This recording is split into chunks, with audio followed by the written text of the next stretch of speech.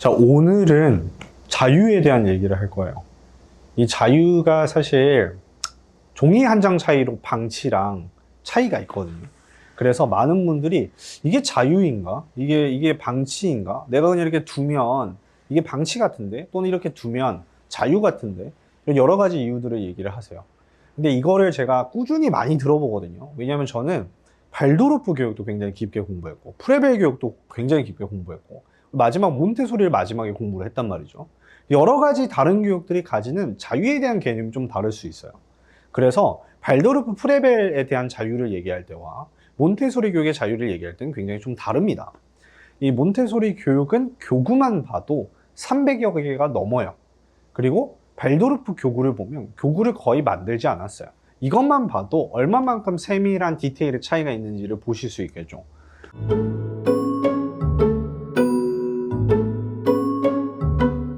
근데 몬테소리 교육에서 이 자유의 개념은 어떤 거냐면, 이 마리아 몬테소리 여사가 얘기했던 이 자유의 개념을 좀 이해할 필요가 있는데요. 이 자유는 두 가지의 자유가 있어요. 정신적인 자유가 있고 육체적인 자유가 있습니다. 그럼 정신적인 자유는 뭐고 육체적인 자유는 뭐냐? 이 정신적인 자유는 우리 아이가 지금 예를 들어 덧셈 뺄셈을 할 수 없어요. 근데 이 아이에게 자꾸 덧셈 뺄셈을 가르치고 수를 가르친다는 것 자체는 정신적으로 도달할 수 없기 때문에 정신적 자유를 주지 않는 거예요. 물고기가 예를 들어 물에 있는데 너 너무 힘들어 보인다 하고 이 물고기를 밖에 꺼내가지고 밖에서 마음껏 자유를 누려봐 하는 건 자유가 아니에요. 육체적인 자유도 아닌 거예요. 왜? 정신적 자유는 우리 아이가 도달할 수 없는 수준의 것을 자꾸 주는 거야. 육체적인 자유는 우리 아이가 지금 비행기 탈 수 없는데 여권 만들어줄까? 하고 민준아 여권 만들어줄 테니까 비행기 타고 한번 미국 가볼래? 하는 것과 같아요. 이건 육체적 자유가 없는 거죠. 그래서 몬테소리 교육은 어떤 자유를 굉장히 중요시 여기냐면 정신적 자유도 있으면서도 동시에 육체적 자유도 같이 공존해야 돼요. 이 두 가지가 있는 거를 생각을 한다면 그래서 우리가 동화책을 6세전까지 안 보여주는 거예요. 왜냐하면 지금 민준이가 15개월인데 15개월 아이가 지금 공룡에 대한 것을 아는 것, 그리고 지금 공주에 대한 것을 아는 것보다 엄마가 누군지, 아빠가 누군지, 내 신체는 어떤 모양을 가졌는지를 알아가는 것이 우선화돼야 돼요.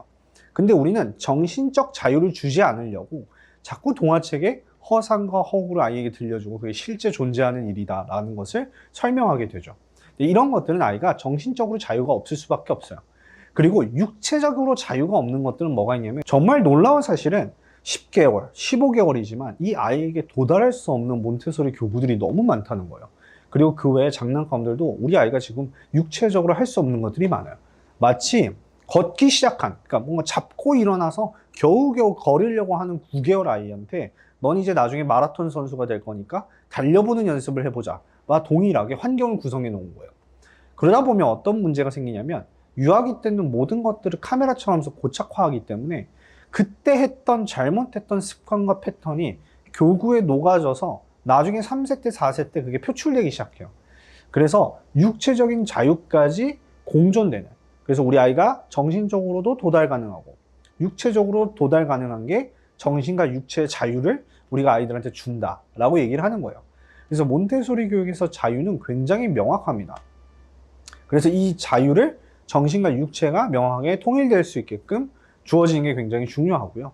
몇 가지 예를 들어 드리면, 예를 들어 새의 날개가 부러졌는데 절벽에서 막 던지면서 새야 마음껏 날아봐 하는 것과 같고, 사막에 새를 풀어놓고 먹이가 없지만 마음껏 먹어봐 하는 것과 같고, 뷔페에 아이가 지금 이유식을 먹는데 가서 밥을 마음껏 먹어봐 하는 것과 같아요. 우리 아이들은 그걸 실질적으로 본인이 선택해서 해볼 수 없지만 어른은 그걸 할 수 있다고 생각해서 아이한테 시키는 거예요. 근데 그런 것들이 대체로 얘가 뭐가 있냐면 우리 아이를 자꾸 이제 체육활동이라는 이름으로 어떤 센터를 가서 막 굴리는 거예요.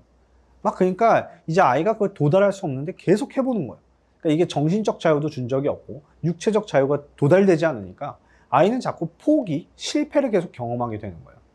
그래서 우리가 아이들한테 지금 사물을 선정해서 줄 때는 제가 항상 말씀드리지만 9개월이면 9개월 아이가 놀 법한 도구를 두어서 아이가 마지막 단계까지 결과를 느껴볼 수 있게 해주셔야 돼요.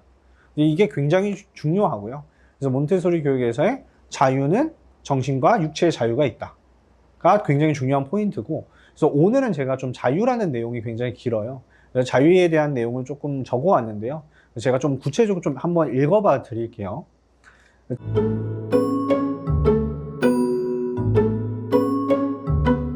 자유를 괴테가 얘기한 적이 있었어요. 괴테는 뭐라고 얘기했냐면, 자유의 즐거움이란 아무런 방해도 억압도 안 받고 혼자서 스스로 바르게 본래 하고 싶었던 일을 즐겁게 참된 방법으로 하는 것이라고 얘기했어요. 근데 여기에는 뭐라고 얘기가 되어 있냐면, 자유가 존재하면 책임도 있다. 근데 이 책임을 대체적으로 누가 해줘요? 부모가 해주는 경우가 되게 많아요. 아이가 활동하다가, 자유롭게 활동하다가 결과에 대한 활동을 못하면 지속적으로 아이는 엄마한테 주거나 아빠한테 주게 되겠죠. 그러니까 아이는 도입 과정은 정말 많이 하지만 결과에 대한 책임은 아이가 지지 못하는 거예요. 왜냐하면 정신과 육체에 도달할 수 없는 자유를 줬기 때문에. 그리고 몬테소리 여사가 말했던 이 자유는 신체와 정신이 최선의 발육에 딱 알맞게 적당한 환경 속에서 아이가 사는 것이에요. 그리고 정상적인 발육을 방해받지 않은 장애 요소가 없고 그런 것들의 보호를 받아야 돼요. 그리고 어린이들이 자신의 성장을 위해서 계속 끊임없이 노력할 수 있게끔 도와줘야 돼요. 그리고 아이가 제한을 받아야 될 때가 있어요. 몬테소리 교육은 어떤 제한을 주냐면, 특정 이제 환경 내에 공간에 가면 몬테소리 교실에 딱 들어갔을 때 명확하게 지정된 제한들이 존재해요. 그래서 우리는 이걸 뭐라고 얘기하냐면, 동전에는 양면이 있잖아요. 앞면은 자유가 있다면 뒷면에는 분명 제한이 존재해야 돼요. 우리가 법이라는 게 존재하고 하지 말아야 될 일들이 있잖아요. 근데 이거를 다 할 수 있다고, 그냥 다 해봐 라고 하게 되면 아이들은 그런 제한되지 않았던 삶 속에서 자기가 원하는 것들을 다 해볼 수 있는 경험을 갖게 돼요. 그래서 이런 제한을 어떻게 두냐면, 예를 들어 가정 내에 또는 몬테소리 센터에 가보면 분홍탑이 딱 하나밖에 없어요. 우리 아이들이 분홍탑을 너무 좋아한다고 해서 분홍탑을 막 3개, 4개씩 두지 않거든요. 그 이유는 뭐냐면, 아이들이 활동을 할 때 어떤 특정 아이가 분홍탑을 사용하고 있을 때는 멀리서 분홍탑 하고 있는 아이를 기다려야 돼요. 왜냐면 다음 차례가 자기가 될 수도 있기 때문이죠. 내가 그걸 하기 전엔 기다려야 된다는 그런 제한이 있죠. 이런 제한처럼 몬테소리 환경, 우리 가정 내에선 아이가 하지 말아야 되는 그런 제한들과 그리고 그런 자유들이 같이 공존하는 거예요. 어떤 제한들이 있는지 제가 좀 설명을 드릴게요. 첫 번째는 움직임에 대한 제한이 있어요. 예를 들어 타인에 대한 방해가 있거나 거친 행동을 하거나 무례한 행동을 하거나 물건을 던진다던가 이런 특정 행동을 할 때 아이에게 좀 제한을 해볼 수 있어요. 근데 이게 연령이 2세 미만, 만 2세 미만인 경우에는 그렇게 하지 않고요. 훈육을 하지 않고 관찰하고 환경을 바꾸고요. 근데 만약에 연령이 좀 높은 아이다, 그러면은 어느 정도 제한을 해볼 수 있어요. 두 번째는 장소에 대한 제한이 필요한데요. 이 공간에 대한 제약은 몬테소리 교육 환경에 보다 보면 책상도 있고 매트도 있고 그리고 분류되어 있는 쟁반도 있고 아이가 특정 환경 내에서 적응해서 활동하는 특정 구역들이 나뉘어져 있어요. 이거는 내 영역이라는 자유의 개념에서 제한을 스스로 만드는 것이죠. 그래서 여기를 침범하지 않는 거예요. 그래서 공간에 대한 제약도 있고요. 그리고 시간에 대한 제한이 있어요. 우리가 아침부터 저녁까지 원하는 대로 너가 하고 싶은 대로 해봐가 아니라 특정 시간 내에 자신을 컨트롤하고 시간에 맞춰서 이 일을 끝내는 것에 대한 시간의 제약이 있어요. 그래서 아이한테 이제 그만하자라고 얘기하기 이전에 종을 울려서 이 사인을 미리 알려주고 이걸 종을 울렸을 때 활동을 멈춰보자 라고 미리 얘기하는 경우들도 있습니다. 그리고 숫자에 대한 제한이 있어요. 제가 아까 말씀드린 것처럼 이건 사회성을 기를 수 있는 굉장히 중요한 방법인데, 아이가 한 가지 교구가 있기 때문에 그 한 가지 교구를 다른 아이가 하고 있으면 기다려야 되는 거예요. 그래서 우리 집에 있는 교구들이 너무나도 다 같은 동일성이 갖춰져 있는 여러 가지를 두지 않고 한 가지 목적이 특정이 구분되어져 있는 한 가지 활동이 명확한 것을 하나만 두는 것이 굉장히 중요한 방법입니다. 그리고 그 다음은 사용법에 대한 제한이 있어요. 예를 들어 아이가 사용하지도 않는데 그걸 점령해서 1시간 동안 그걸 앞에 두고 아무것도 하지 않는다던가 그 목적성과 다르게 자꾸 그걸 가지고 다른 방식으로 사용을 하거나 변칙적이게 자꾸 도전을 해보려고 한다고 하면 그걸 관찰해보고 아이가 이걸 온전히 이해하는 상태라면 그대로 두지만 아이가 어떻게 사용하는지 모르는 상태의 높은 단계 것들을 너무나도 막 사용한다고 하면 그걸 정리해 줄 필요는 있습니다. 그래서 여러 가지 이런 자유에 대한 제한이 있고요. 그리고 이 몬테소리 교육 환경 내에서 아이가 가질 수 있는 여러 가지 자유에 대한 패턴이 있는데요. 첫 번째는 아이가 행동에 대한 자유를 가져야 돼요. 여러 가지 활동을 하기 위해서 이쪽 갔다가 저쪽 갈 수 있는 그런 몸을 자유롭게 움직일 수 있는 그런 행동의 자유가 있어야 되고요. 두 번째로는 말할 자유가 있어야 돼요. 아이가 언제든지 엄마한테 질문해 볼 수도 있고 언제든지 다른 아이가 있다면 다른 아이와 대화를 해볼 수도 있어요.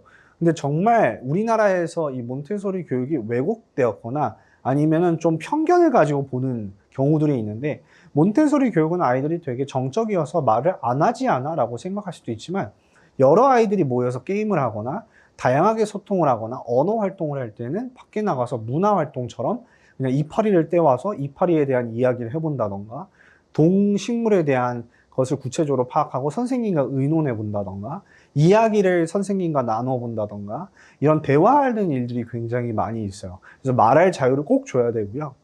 그리고 교구에 대한 선택의 자유가 있어야 돼요. 근데 선택에 대한 자유가 있으려면 이 모든 교구는 우리 아이 연령에 맞춰진 도구들이 준비가 되어 있어야 돼요. 근데 지금 우리 아이가 막 15개월밖에 안 되는데 꼭지원 기둥을 저기 두면 아이가 지금 그걸 할 연령이 아니고 그런 육체적, 정신적 자유를 주지 않는 것이기 때문에 그건 우리 아이가 선택되지 않게 미리 정리를 해줄 필요가 있어요.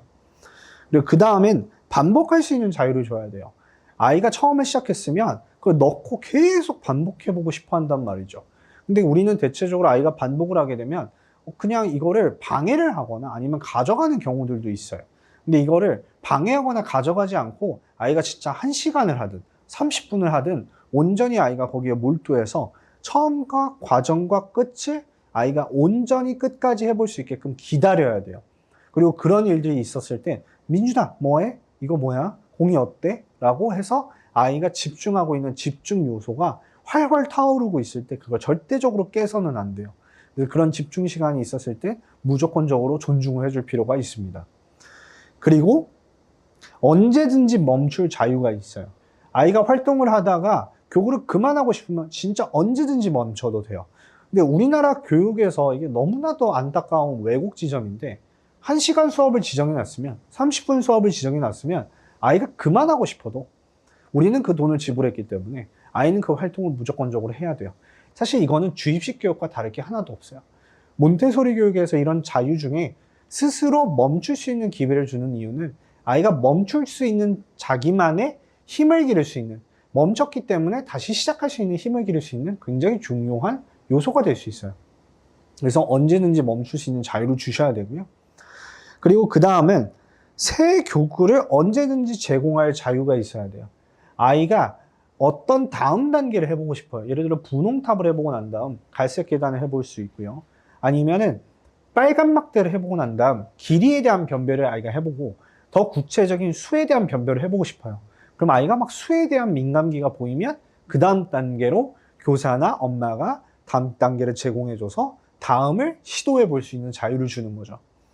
그 다음은 시도해 볼 수 있는 자유가 있는 거죠. 자, 그래서 이렇게 6가지의 자유가 있고요. 그 다음은 이제 규율이 있는데요. 이 규율이 굉장히 중요한,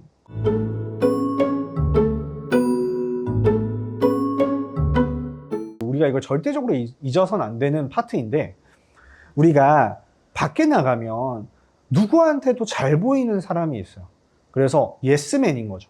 어디 가서도 아 그렇죠 맞아요. 그래서 이 사람 딱 보면 되게 좋은 사람이에요. 근데 남들이 안 볼 때 갑자기 주머니에 있는 쓰레기를 한껏 꺼내가지고 저기 하수구에 막 버려요. 그리고 물건을 막 저기에 막 남들이 볼 때는 깨끗하게 정리하는 척 하지만 저기 가서 나중에는 저기 훅훅 버리고 정돈을 안 해요. 이런 경우들이 생길 수 있거든요. 근데 이런 것들이 단순히 어른들만 그런 것이 아니라요, 유아기 때도 생길 수 있어요. 근데 제가 이걸 왜 규율을 얘기하면서 말씀을 드리냐면, 이 규율은 외부 규율이 있고요, 내부 규율이 있어요. 이 내부 규율과 외부 규율을 명확하게 부모님이 알고 계시는 게 굉장히 중요한데요. 외부 규율은 그럼 뭐냐면 남들이 보고 있을 때 잘하는 아이예요. 이 외부 규율은 굉장히 형성하기가 쉬워요. 민준아 너무 잘했어. 너 이거 할 때마다 엄마가 칭찬해 줄게. 사탕 줄게. 이러면 아이는 당연히 외부 규율이 그냥 생겨요. 그래서 교사가 올 때마다 하이파이브를 막 해주니까 아이가 막 선생님을 보고 활동을 할 때마다 하이파이브를 해달라고 하거나 너무 잘하고 싶은 마음을 보이는 거예요. 이런 외부 규율 형성하는 건 일도 아니에요. 근데 어려운 부분은 내부 규율이에요. 근데 예를 들어 엄마가 이제 몬테소리 교육을 배웠어. 그래서 너에게 내부 규율을 심어줄게. 자, 이제 내부 규율 트레이닝 하자. 한다고 해서 내부 규율이 형성되는 게 절대 아니에요. 이 내부 규율은 지식 형성하는 것처럼 형성되는 게 아니라 나무의 뿌리가 단단해져야 돼요. 이 뿌리가 단단해지려면 물도 잘 줘야 되고 빛도 잘 들어야 되고 바람도 잘 통해야 돼요. 이 내부 규율이 형성되는 과정은 이 몬테소리 교육에서 어떤 시퀀스를 통해서 가게 되냐면요.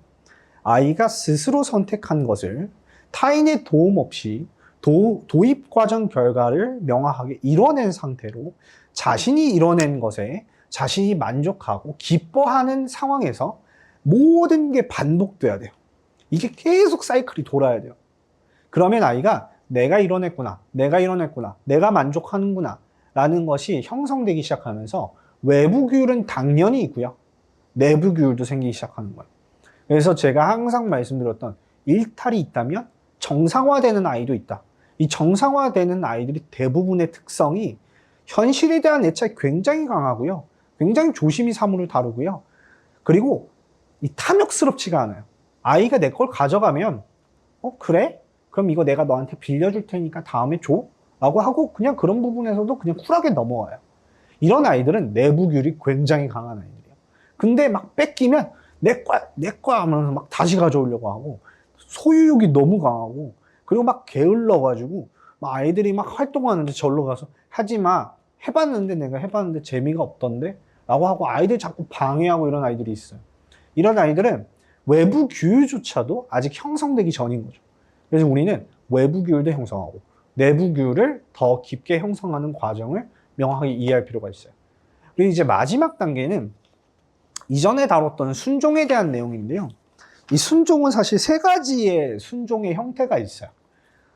이제 보통 되게 많은 사람들이 우리 아이는 되게 순종적이에요 했을 때 이 순종의 3단계 중에 어떤 순종인지 보셔야 돼요. 첫 번째는 타의에 대한 순종. 예를 들어 민준아 의자 좀 치워. 툴툴툴 하고 의자 치워요. 민준아 이거 치워봐 해봐 네 하고 치워요. 이거는 타의에 대한 순종이에요. 근데 두 번째 단계는 뭐냐면 타의 반, 자의 반이에요. 이게 엄청 중요하거든요. 타의는 예를 들어 집이 너무 더러워. 그래서 엄마가 계속 치우래요. 치우긴 치워. 근데 자의는 없어. 내가 원하진 않아요. 무질서도 괜찮은 아이인 거죠. 타의도 괜찮고 뭐 자의는 아직 아닌 거야. 그래서 1단계는 그거죠. 2단계는 나도 그렇게 생각하는 거야. 아, 나도 조금 정리가 필요한 것 같은데? 그래서 엄마가 시키면 뭐 그래도 가끔 하고 나도 그냥 좀 해보고 싶고 그래서 시키는 것도 순종적이면서도 나도 그걸 해보는 거죠. 그럼 마지막 3단계는 자의적 순종이 굉장히 강한 거예요. 이 자의적 순종은 타인이 이거 치워봐, 정리해야지, 이거 해봐야지, 이 활동 할까? 라고 물어보지 않아도 자기가 스스로 선택해서 그 활동을 온전히 경험하는 거예요. 이 자의적 순종이 사실 몬테소리 교육의 꽃이에요. 이 자의적 순종과 내부 규율과 이 자유를 온갖 형성시킬 수 있다면 이 몬테소리 교육은 우리 가정에서 일단 반 이상은 먹고 들어가는 거예요. 근데 이렇게 되려면 우리 집을 어떻게 해야 되냐면 도심 속의 벌이 꽃을 향해 날아가지 않는다고 해서 너는 왜 꽃을 향해 날아가지 않니? 벌아, 너는 왜 본래부터 꽃을 좋아하지 않니? 너는 기질적으로 꽃을 싫어하는 벌이니? 라고 얘기를 할 것이 아니라 도심 속인 것을 파악하고 도심 속이 아닌 꽃밭을 만들어야겠죠. 그래서 벌이 꽃밭에서 꽃을 향해 날아갈 수 있게 우리도 자의반, 그리고 타의반, 그리고 자기가 스스로 선택하는 일, 그리고 내부 규율이 형성되는 자유를 이해하는 환경을 만들기 위해서는 너무나도 어려운 일들을 많이 하고 너무나도 지금 우리 아이가 도달할 수 없고 도입과 과정은 정말 많은데 결과는 존재하지 않은 막 이렇게 예를 들어 눌렀는데 막 불빛 나고 막 자기네들끼리 움직이고 결과는 존재하지 않지만 막 저기서 막 흐지부지하고 끝나요. 이런 것들이 많은 거에서는 당연히 자신의 순종 과정과 그리고 내부 규율이 형성되는 자유를 가지기가 굉장히 어렵다는 거예요. 그래서 이런 과정을 만들기 위해서는 아이를 탓하고 아이한테 그런 걸 시키거나 하는 것이 아니라 그 환경 내에서 자기가 스스로 그렇게 형성될 수 있게끔 배려하는 환경을 만드셔야 된다는 거죠. 그래서 우리가 환경을 전체적으로 개선하고 정말 자유로운 환경이 무엇인가를 엄마나 아빠가 구체적으로 이해를 해서 집을 바꿔보고 준비해 보시는 걸 권장드립니다. 자, 그래서 오늘은 구체적으로 자유가 어떤 건지 설명을 드렸는데요. 이렇게 쭉 들어보시고 집을 한번 정리해 보시는 걸 추천을 드립니다. 감사합니다.